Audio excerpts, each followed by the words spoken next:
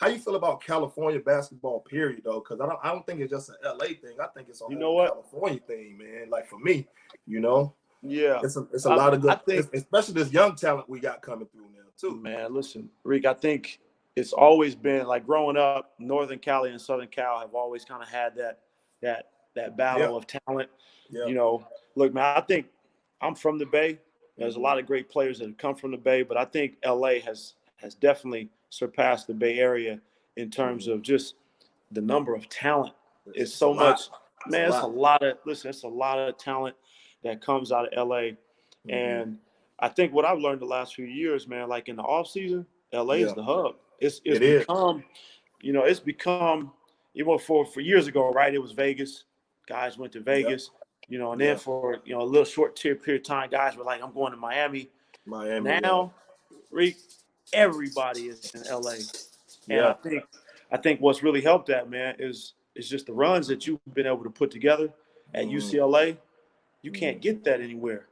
Right. You talk about you walk into a gym and it is on any given day, man, 30 high-level NBA players in that gym. You know, right. Plus maybe more. And so you got 3 courts going. You know, you might have CP and Russ on one court, LeBron and Harden on another, and KD and Paul George on the other court with Kyrie waiting to play next. Right. No, bro, like you can't find that anywhere else. And so I think you know, for us, our guys in the league, they want, okay, where can I go? That's nice weather. I can get my work in, and there's some top level runs where there's no bullshit, right? They have all of that, and so you see LA, man, just being it's really the hub of basketball in the off season, and it's good to see that, man. No, I appreciate that. It's good to see that, Rick, and I think we all have a part in it. You know, I enjoy it, man, because it keeps me in the state of California in the off season. You know, I'm always itching to get back here, man. It's good to see the growth, and you know, who knows how that's going to impact us, you know, going into this summer. But it's good to see the growth, man. You know, no doubt, man. It's basketball in this state has always been big.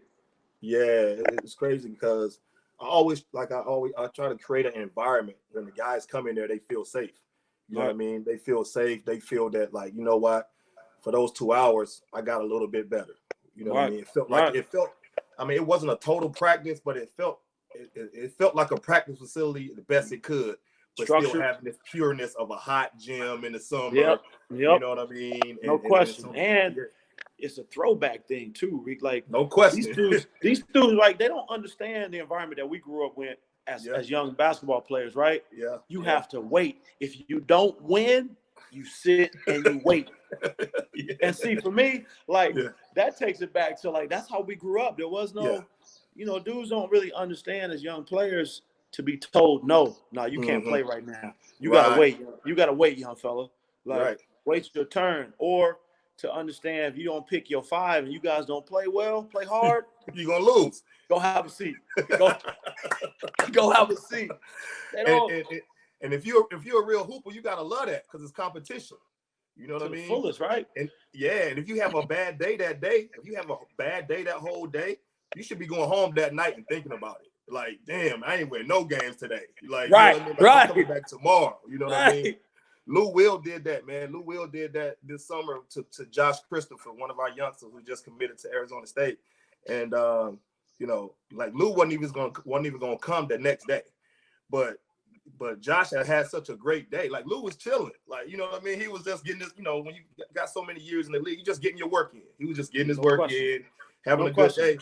But when I brought them all in at the end, you know, I like for the older guys to say something. You know what I mean? Yeah. And Josh was like, but Josh was a young kid, but he was just talking to Lou like, I'm on you.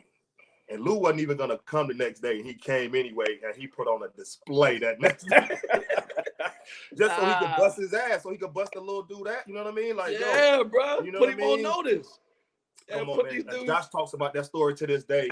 And he say he always thinks about it, and it helped him take his game to another level. Just because he had been in the gym with those type dudes, and And it just gave him that confidence. You know what I'm saying? It gave him a lot of confidence, man. Rico, how did you start the runs? Like what, kind of walk me through that process, man. Oh man. So, when we were playing at UCLA, that was already going on. When I played at UCLA, it was Magic Johnson, Hakeem Olajuwon, all those dudes in there back then. Like, wow. You know what I mean? When I first got to UCLA.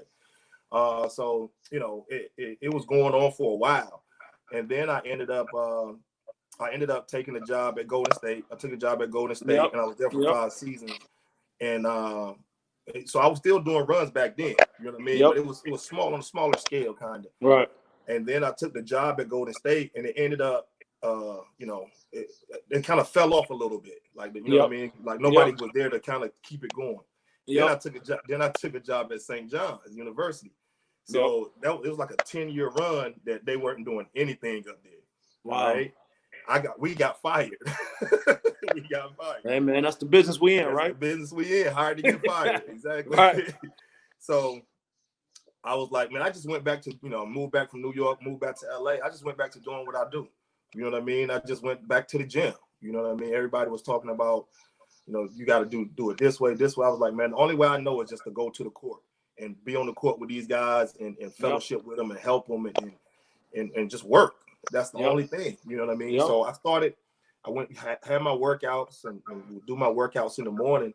And then, all the guys that I was working out, because I believe in that blueprint. I believe you have to work out in the morning, lift weights, and then you have to play too, especially if you're a young player. And I have nothing but young guys during that time.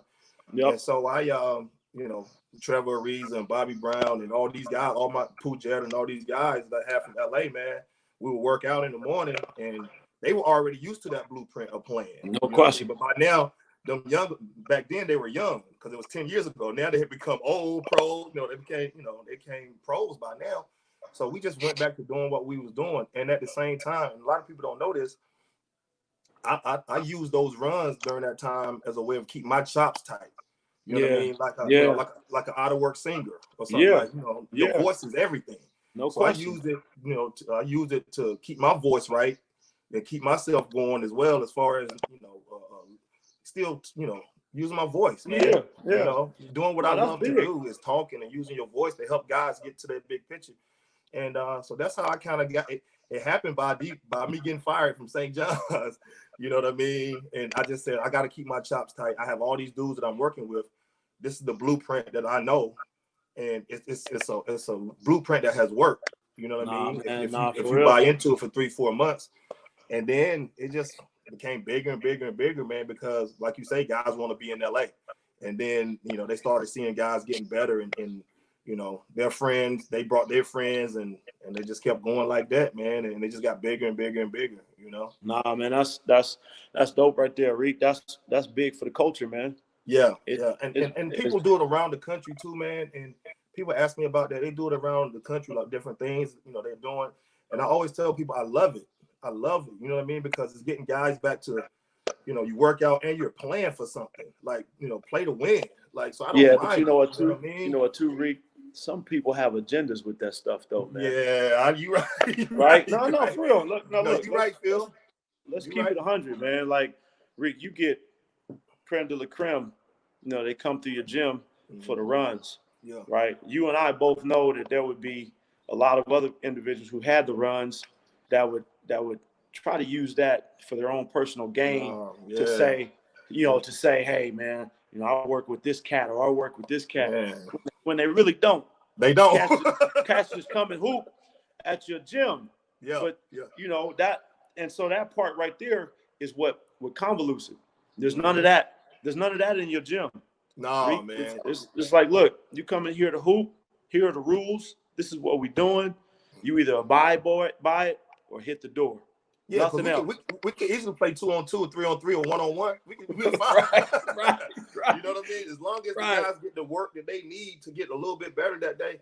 Listen, man, that shit ain't about me or it ain't got nothing to do with me. You know what I mean? Like, I didn't even want to put it on. I didn't even want to use social media, man. It took me 3 or 4 years just for them to, my assistants was like, Coach, you got to do it. Man, you were cut for the same cloth, dog.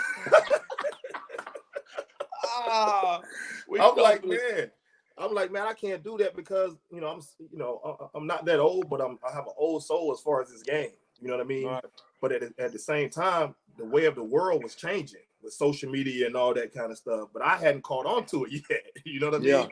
Yeah. And I'm glad I did it because people hit me all the time and say, man, you inspire me. You know, I want to coach. You're doing it the right way, though. Yeah, man. You're doing it the right way, man. And appreciate it. Nah, Rick, I like I said, man, I identify with it because I carry the same model. Yes. You know, when I got on, it took a young lady that I work with, Michelle. You know, she's kind of like a business manager for me. It took her like 2 years to convince me to get on Instagram. Right. I was just fighting it. Rick, I was just fighting. I was like, man, I'm not with that shit. I ain't on Instagram. And, you know, when she kind of was like, look, you have a little bit of a platform that you should share with people, share your knowledge. And when she took it from that perspective to talk about, share your knowledge. If that's what, if that's the only way you want to use it, then use it in that platform only. Right. And that's what they told me too, man. It was the same way. And I'm glad I did it. And I'm glad you do it, man. Because, I get a chance to learn from you, pick your brain. No question. You know what I mean? And vice versa. You know what I mean? Like you said. 100%. And that's what this is about, man.